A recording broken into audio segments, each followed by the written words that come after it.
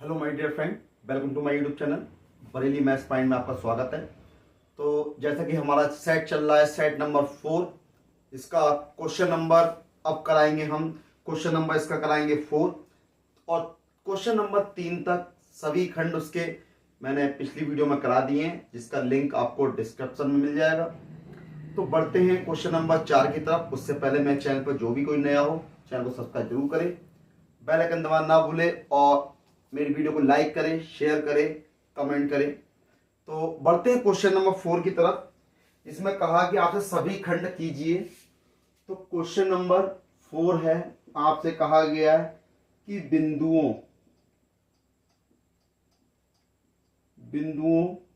-1, 0, 2 और 3, 4, 6 से होकर जाने वाली रेखा का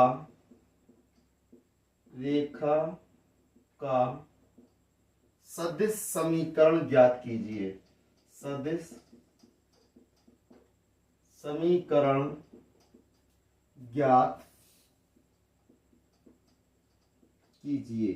क्वेश्चन आपको दिया है, 2 नंबर का क्वेश्चन है कि आपको दिया गया बिंदु दिए गए हैं कि बिंदु आपको दिए गए -1, 0, 2 और 3, 4, 6 से होकर जाने वाली रेखा का सदिश समीकरण ज्ञात कीजिए। तो रेखा का सदिश समीकरण होता क्या है? तो सॉल्यूशन में देखिए, सबसे पहले बिंदु आपको दे रखे हैं -1, 0, 2 और ये क्या दिया, 3, 4, 6 आपको दे रखे हैं। तो जो ये बिंदु दे रखे हैं तो ये किसके लिए है? तो इसमें आप ए वेक्टर देखें। ए वेक्टर कितना हो जाएगा? ए वेक्टर भाई आपको दिया -1, तो यानी कि माइनस का आई हो गया, ठीक, प्लस ये आपको दिया 0, यानी जे इसमें नहीं है क्योंकि जे इसमें क्या दिया है, 0 दिया है। तो प्लस फिर क्या आएगा, 2k, ठीक, ये i प्लस 2k हो जाएगा। अब देखें क्या करेंगे, अब ए वेक्टर ये हो गया, फिर आता है बी वेक्टर, कितना हो जाएगा, 3i कैप ये हो गया plus 4j plus 6k।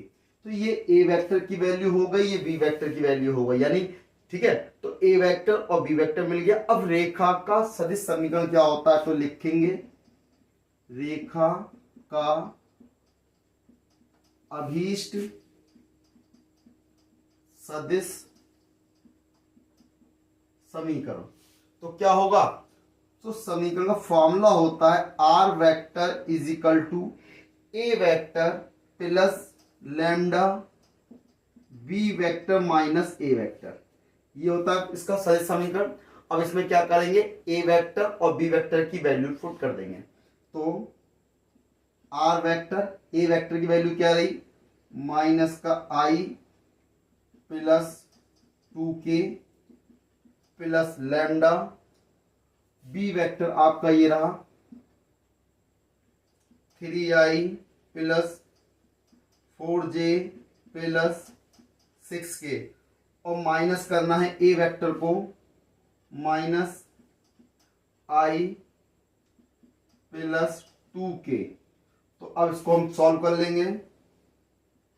Are vector is equal to minus I plus 2k plus lambda ये है 3i plus 4j plus 6k। जब माइनस से इनटू करेंगे, माइनस माइनस क्या हो जाएगा, प्लस आई, और माइनस आई की 2k से करेंगे, माइनस की करेंगे तो माइनस का 2k हो जाएगा।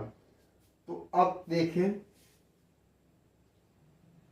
Are vector is equal to minus I plus 2k plus lambda ये हो गया 3i में i को ऐड कर देंगे, कितना हो जाएगा, 3 और 1 4 हो जाएगा, यानी कि 4i, 4j ये रहे और कोई j नहीं है तो 4j ऐसे ही रहेंगे। 6 के ये हैं, माइनस का 2k है, तो 6 में से 2 जाएगा, प्लस का 4k। तो r vector is equal to कितना हो जाएगा, माइनस आई plus 2k plus lambda 4i plus 4j plus 4k। तो ये क्या हो जाएगा, रेखा का अभीष्ट सदिश समीकरण हो जाएगा, जो कि आपसे पूछा गया है। तो ये क्या हो जाएगा, इसका फाइनल आंसर हो जाएगा। भाई क्वेश्चन में आपको दिया था, ये चौथे का आपका का खंड है। तो का खंड में आपसे कहा बिंदुओं -1, 0, 2 और 3, 4, 6 से होकर जाने वाली रेखाओं का सदिश समीकरण ज्ञात करना है। तो सबसे पहले आपको सदिश समीकरण पता हो चाहिए होता क्या है, क्योंकि R vector is equal to A vector plus lambda B vector minus A vector, ये होता है सदिश समीकरण। ए वेक्टर आपका दिया हुआ बिंदु से निकाल लेंगे, बी वेक्टर आप ये निकाल लेंगे, और ए वेक्टर और बी वेक्टर की दोनों की वैल्यू पुट कर देंगे। जब वैल्यू पुट करके सॉल्व कर देंगे, जो इक्वेशन मिलेगी आपको वो क्या होगी, रेखा का सदिश समीकरण हो जाएगा। ये इसका आंसर है, नोट कर सकते हैं आप इसे।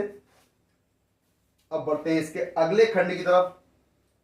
इसका अगला खंड नोट कर लिया होगा आपने। अब इसका अगला खा खंड दिया है आपको कि चौथे का खा खंड है।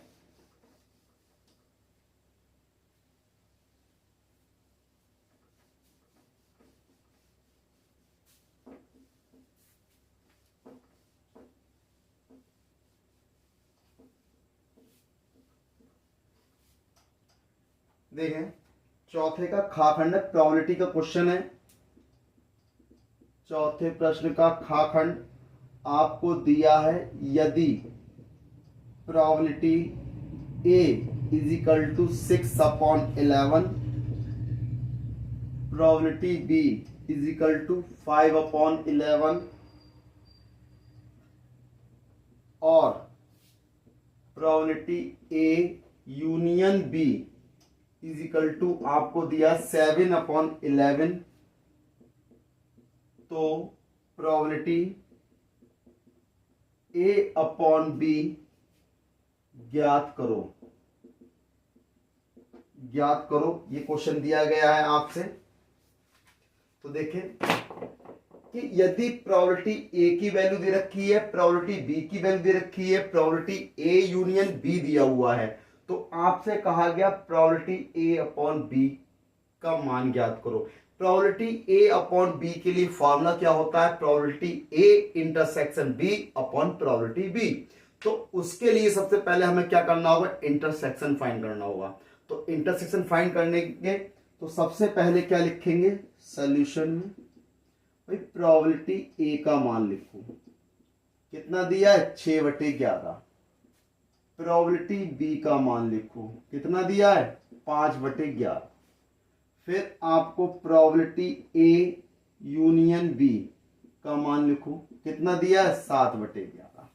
तो अब हम जानते हैं भाई फॉर्मूला होता है, फिर लिखो हम जानते हैं, वी नो दैट, हम जानते हैं कि probability A intersection B is equal to probability A plus probability B minus probability A union B, ये होता है फॉर्मूला। यहां पर प्रोबेबिलिटी ए यूनियन बी भी हो सकता है, तो इसको उधर ले आएंगे, इसको उधर बात एक ही है ना, दोनों को एक्सचेंज कर सकते हैं आपस में। Probability A intersection B, probability A की वैल्यू कितनी है 6/11, प्रोबेबिलिटी बी की वैल्यू कितनी है 5/11, ए यूनियन बी की वैल्यू कितनी है 7/11। तीनों में एलसीएम फाइंड करेंगे, कितना आ जाएगा 11।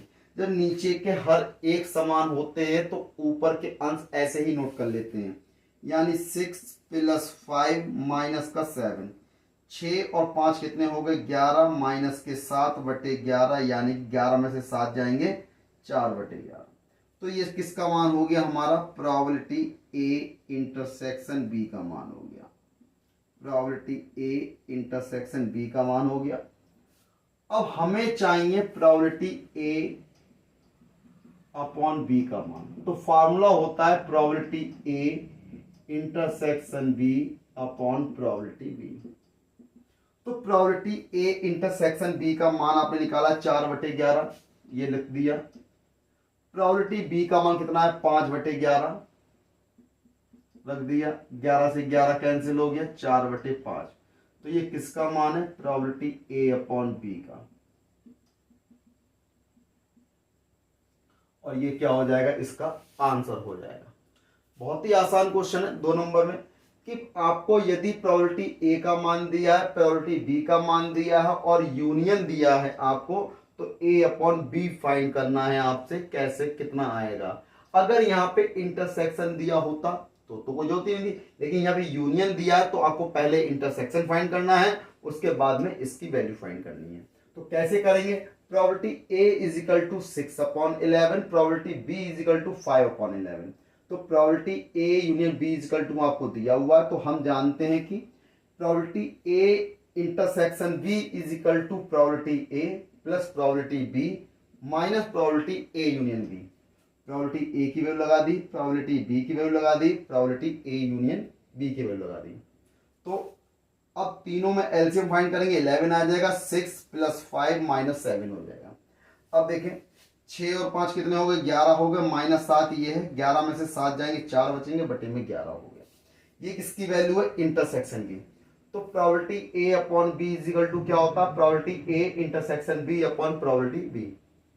तो probability A upon B is equal to intersection की वैल्यू हमने निकाली थी 4/11 लगा दी, प्रोबेबिलिटी बी की वैल्यू 5/11 लगा दी, 11 से 11 कैंसिल हो गया, कितना आ गया 4/5। ये क्या हो गया, इसका फाइनल आंसर हो गया। ये इसका खा खंड था। गा और घा खंड आपके सिलेबस से हटा दिए गए, तो इसको हम नहीं कराएंगे। अगली वीडियो मिलेंगे अगले नए क्वेश्चन के साथ। तब तक मेरे चैनल पर बने रहिए, वीडियो को लाइक करिए, शेयर करिए, कमेंट करिए, चैनल को सब्सक्राइब करिए। जय हिंद साथियों।